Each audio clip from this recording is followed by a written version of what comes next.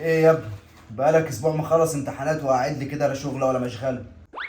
انت ليه محسسني ان انا في الاربعينات من عمري؟ يا بابا انا لسه مخلص 14 سنه تعليم من شويه، مستخسر فيها اسبوع اجازه؟ قصدك 12 سنه تعليم؟ لا، ما انا قاعد لي ثالثه اعدادي مرتين. كان لازم يعني تفكرني بفشلك حتى بعد ما خلصت. بقول لك ايه، ما تقوم كده تذاكر لك مواد اولى كليه وتحضر نفسك عشان تبقى سابق زمايلك. يا حاج وانا عارف ادخل كليتي اصلا عشان اذاكر موادها من دلوقتي، النتيجه لسه ما ظهرتش اصلا يا حبيبي. اه صح. طب هي اخرت ليه كده صحيح؟ معلش ما تقلقش نفسك، زمانها جاي. ايه ده، يا لحقت تيجي؟ اتفضلوا اتفضلوا، قرايبنا جم يا اولاد. اه، موسم النتيجه ابتدى.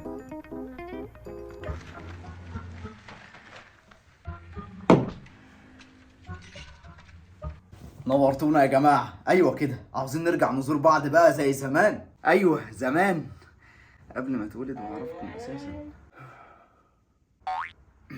بابا، مين الراجل اللي قاعد هناك ده؟ انا اول مره اشوفه. ده ابن خالي من طرف جدي، ويقول لعمتك يا سيدي. اعرفك انا بنفسي. بسطويس ده شهور مخمر بسيوني برعب يومي هنداوي هريدي وهدان رماح ده عشان الملقب بسبع ليله بيدلعوني مدحت.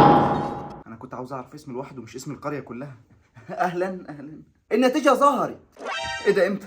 استنى ادخل اشوفها. لا دي سؤال، النتيجه ظهرت. خضتني يا عم ركب، بحط علامه استفهام في اخر كلامك ولا حاجه؟ ايه دي واعملها ازاي دي؟ امشي بعلامه استفهام في جيبي؟ انا قلت نجيلك قبل النتيجه اهو عشان ما تقولش ان احنا جايين نسال عن المجموع. ايوه طبعا، ما انا قول لي بقى النتيجه هتظهر امتى؟ ايوه صح، النتيجه ظهرت ولا لا؟ لا، باين هم مش جايين يسالوا عن النتيجه فعلا. طب يا اخواتي، ما تنسوش تعملوا لايك الفيديو ده وتشتركوا في القناه لو انتوا لسه مش مشتركين، وتفعلوا زر الجرس عشان تشوفوا كل فيديوهاتنا اللي جايه. ويا ريت تكتبوا لنا تعليق تقولوا لنا ايه رايكم في الفيديو ده بعد ما تتفرجوا عليه لحد الاخر. وما تنسوش تشاركوا الفيديو ده مع اصحابكم. ما تاخدش على كلام خالك يا يوسف يا ولدي. تعالى معايا كده، عاوزك في موضوع على استنفراد. استنفراد؟ هو حضرتك ليه مزود حرف في الجمله؟ اهو الزياده ما يضرش يا ولدي. تعالى. اه فعلا مش هيضر خالص. طب حضرتك روح وانا ساجي وراك، زودت حرف اهو. اسمع يا يوسف يا ولدي، انا كنت عايز اقول لك ما تقولش. انا طول عمري قلبي كان حاسس احنا علينا طار، صح؟ طول حياتي عايش وعارف ان الراجل اللي بره ده هربان من حاجه ومش. يا ولد اصبر لما تسمع الاول، اهدي. طب خلاص كمل. كنت عاوز اقول لك قبل النتيجه. ما تكملش. اكيد هتقولي انكم كنتوا قاريين فتحتي على بنتك في البلد واحنا صغيرين، واني لازم اروح اخطبها. لا يا عم بسطويسي، لا. كل حاجه تقدر تشتريها بالفلوس الا المال. وعد عليا الطلاق بالتلاتة اما كتمت خشمك لنسل الجزمه دي فوق دماغك. اكتب. انت هتسيبك من التعليم والجامعه وتسيب عيشه البندر دي وتيجي معايا على البلد. هتشتري 3 جواميس هناك وعليهم بقر هديه، صح؟ وربنا ما شايف بقر غيرك. يا واد ركز يا واد. هتشتري 3 جواميس وهتحلبهم. لا، موضوع مشيق فعلا، ويستاهل ان انا اسيب اهلي وجامعتي عشان. انت فاكر كلامي خلص ولا ايه؟ الحليب ده هو كيتي، مش ممكن يبقى جبنه. وش الحليب ده هي كيتي، مش ممكن يبقى قشطه. القشطه ده هي كوتيتي. ايه دي؟ مش ممكن تبقى زبدة. بيع واكسب يا ولدي. وصافية لبن حليب يا قشطه وكلام الليل مدهون بزبده وكل الكلام ده. انا فاهم فاهم. هو انا لما اقول لك تلم كنزات وهتطلع لك بالميت ب 250 جنيه دي وحشه؟ وهجيب الكنزات دي منين؟ ده انا عشان اعمل كيلو واحد رجلي هتورم. منين ايه؟ دي الكنزات ماليه البلد في كل حته. اقول لك ابوك جايب سجع بره، اول لما نخلص ابقى خد الفرق انت. لا حلو خلاص، لما يخلصوا ساعة اللي بره ده الكنزات تلزمني. اهو كده الشغل. يا عم انت صدقت. خلي بالك يا ولدي، عندنا بنسمع لا مؤاخذة البهايم مزيكا وبننيمهم على مراتب علشان يطلعوا الانتاج المظبوط. والله فكرة حلوة، بدل ما يقعدوا يسمعوا كلام كده من اي حد غريب وخلاص.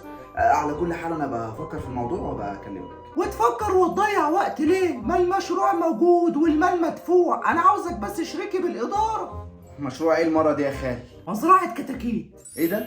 انت عندك مزرعة بحالها؟ مزرعه عندي في البلكونه. المهم هنجيب الكتكوت من دول ونحقنه بالماده السحريه، وفي خلال 36 ساعه بس. ايه عدد الساعات الغريب ده؟ ما هي 36 يا 24. انا افهم في الكتاكيت، تفهم في الكتاكيت؟ لا. وهوب، تاني يوم بقى الكتكوت يبقى فرخه وبيع واكسب يا معلم. ده لو فضل عايش بعد كل اللي انت هتعمله فيه ده، ايه الشر اللي طالع منك ده؟ انت في كتكوت عندك وانت صغير؟ خلاص طب تسمع فكره البطيخ اللي من غير لب؟ طب ايه رايك في مشروع قشر الفول السوداني؟ حلوه، بس تفتكر السودانيين هيوافقوا؟ وربنا عيلة تجنن. بس يا سيدي، وكل واحد عاوز ندخل كليه على مزاجه عشان ابقى معاه في المشروع بتاعه. اللي عاوز ندخل طب بيطري عشان اربي له الجواميس بتاعته، واللي عاوز ندخل تجاره عشان امسك اداره حسابات مزرعه كتاكيت، واللي عاوزني ابقى عاطل عشان الم كنزات، لحد ما خلاص زهقت بقول يا رب النتيجه تظهر بسرعه. طب ما فعلا ظهرت. بجد؟ لا بهزر معاك يا زميلي. سيبك من كل الهري ده يا صاحبي، انا عندي فكرة بروجكت بوم هتولع الدنيا. استر يا رب. معاك 5 مليون دولار؟ بس ورقه واحده للاسف. مش عارف بقى معايا فكه في جيبي ولا لا. لحظه اشوف. ال5 مليون دولار هنفتح بيهم ريستوران. هنفتح مين؟ ده ايه بالظبط؟ ده اهم حاجه تكون تجاره حلال. حلال طبعا، ريستوران يعني مطعم. هنطلع على الساحل، المستقبل كله هناك، الارض موجودة، البحر موجود، والفلوس معاك. صدقوني مشروع مضمون 100%. تخيلوا كده قاعدين بناكل باستا وزتونة، بيتزا وزنشوفيز، او قاعدين بنشرب سموزي ليمون اند منت.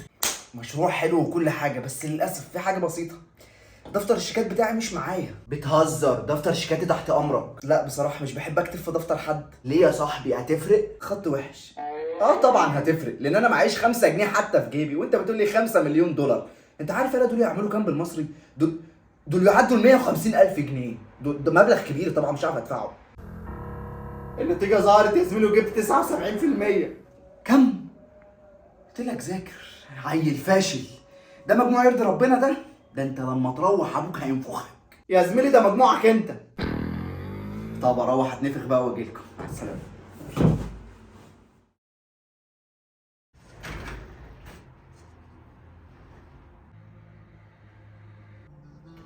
ممكن اعرف بقى ايه اللي مزعلك دلوقتي؟ ما قلنا نعتبرها سنه زي اي سنه عدت وخلاص، وانت عملت اللي عليك. انا مش زعلان على النتيجه، انا بس حاسس ان الدنيا هتكون صعبه قوي بعد الجامعه. كل ما بكبر مسؤولياتي بتكبر معايا. هو ده بقى اللي مخليك قاعد قرفان؟ يا ابني هو المستقبل ده بتاعك، بكره ده في ايدك. اقول لك بقى انا ايه اللي في ايدك من دلوقتي. شغلك وتعبك، وانك تحسن الظن في ربنا سبحانه وتعالى انه مش هيضيع تعبك، انما هتفضل قاعد خايف من بكره ومش عايز حتى تحاول عشان خايف تفشل. صدقني يا ابني هتفضل طول حياتك واقف في مكانك ومش هتعمل حاجه. بس برضه انك تفشل في حاجه ده شيء وحش مش ايجابي. ومين قال برضه ان هو سلبي؟ بالعكس، انت لما بتفشل في حاجه بتتعلم من غلطك ومش بتكرره تاني. وخليك فاكر ان قلقك وخوفك ده مش بيغير اللي ربنا كاتبه. قدرك مكتوب وهتشوفه. وده مش معناه انك تكسل او ما تاخدش خطوه في تحقيق حلمك، لا، لكن تاخد بالاسباب وتسعى وتتوكل على ربنا في كل حاجه. هحاول، بس ممكن ما ابقاش قدها. لا يكلف الله نفسا الا وسعها. اطمن وامشي في طريقك واحسن الظن بربنا، ومهما كانت النتيجه اعمل اللي عليك وربنا هيوفقك.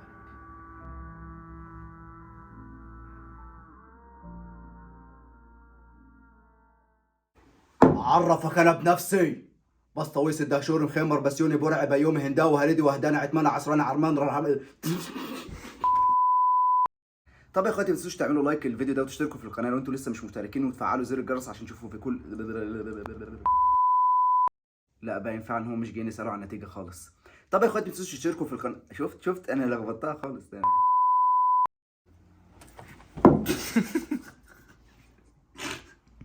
انا وقعت ليه؟ خدت بالك؟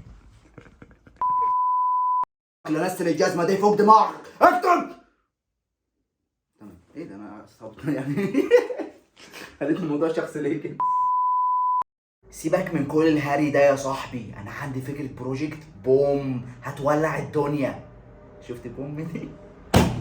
اساسا الدنيا يا نهار اسود.